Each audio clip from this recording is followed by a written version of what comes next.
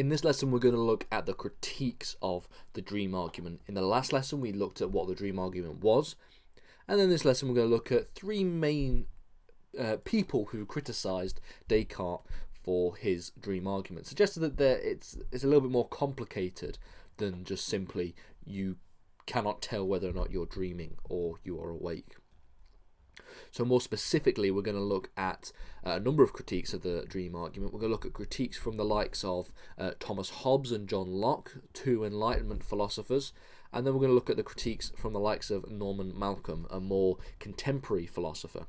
And you'll notice that they all seem to take a very similar route in their critique of Descartes. So, general critiques to the dream argument. One of the main claims that has been made against the Descartes' dream argument is the idea that there are possibly ways to distinguish between being in a dream and being awake.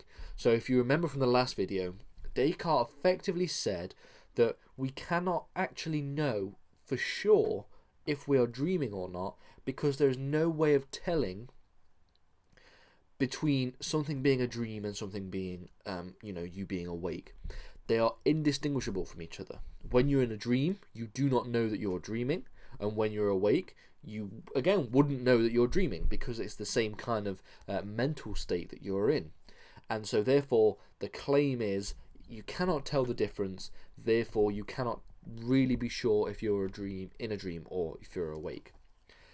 And the criticism against Descartes tends to fall down maybe we can distinguish between being in a dream and being awake kind of argument. That's the kind of thing that people have attacked Descartes for.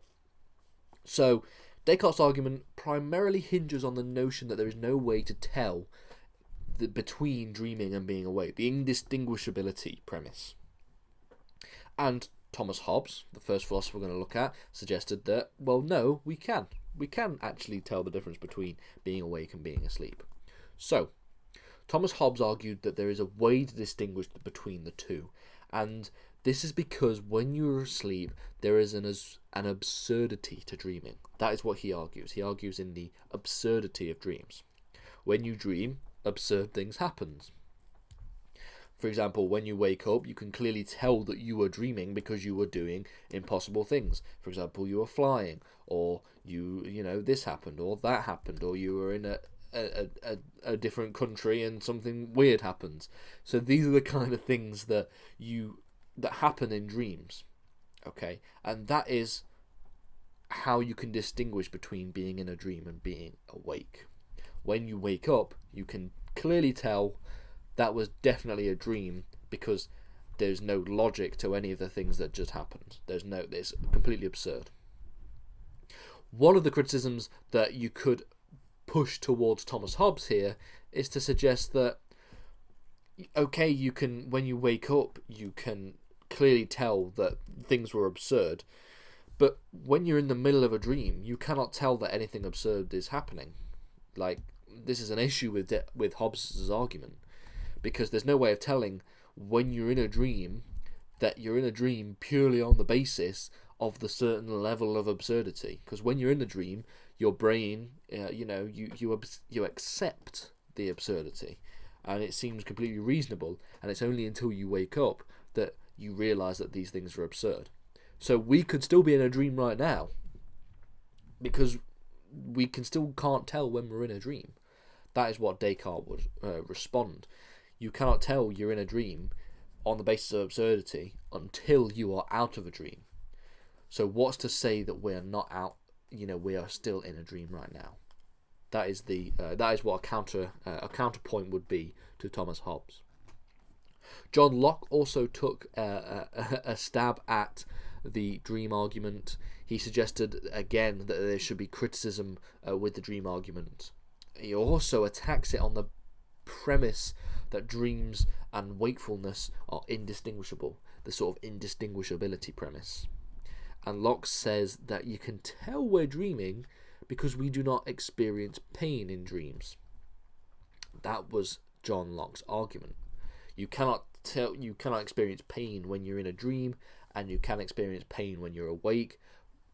This means that there is some distinguishing factor between dreaming and being awake. Therefore, the Descartes' dream argument is false. That is what John Locke would argue. Because you're unable to experience pain, you can tell the difference between the two, and so therefore this really, undermines the fundamental premise of Descartes' argument. But again, you could still make the claim, less strongly than with Thomas Hobbes, but you could still make the claim with Locke that whilst you might not be able to experience pain in dreams, the illusion of pain could still possibly be experienced when you're in a dream, and you only realize that you're not in pain when you wake up, which is again another very similar argument to Hobbes. Locke tries to make this distinguishing feature of dreaming and being awake, and he might be correct in his analyses of experiencing pain when dreaming. However, it doesn't really say much if you're in a dream itself. Okay, and that is something that is important to note here. Okay, this is a little bit weaker than the Thomas Hobbes's response, the response to Thomas Hobbes's argument, but it is still an argument that you could respond to Locke with. However, this argument is stronger than Hobbes's. So, what would you think of Hobbes's and Locke's argument? Are they valid? Are they convincing? Are there any ways you could counter it? Are there any other ways you could counter it? Something that Hobbes and Locke didn't think of? And then finally we're going to look at Norman Malcolm from 1951 and his response to Descartes. So again, he is also somebody who attacks the premise of indistinguishability. It seems to be the easiest one to go for, because if you attack the premise of indistinguishability when it comes to Descartes' argument, you can basically, the whole thing collapses. It's like a house of cards. He argues that you can tell the difference between being awake and being asleep because of what he calls the principle of coherence.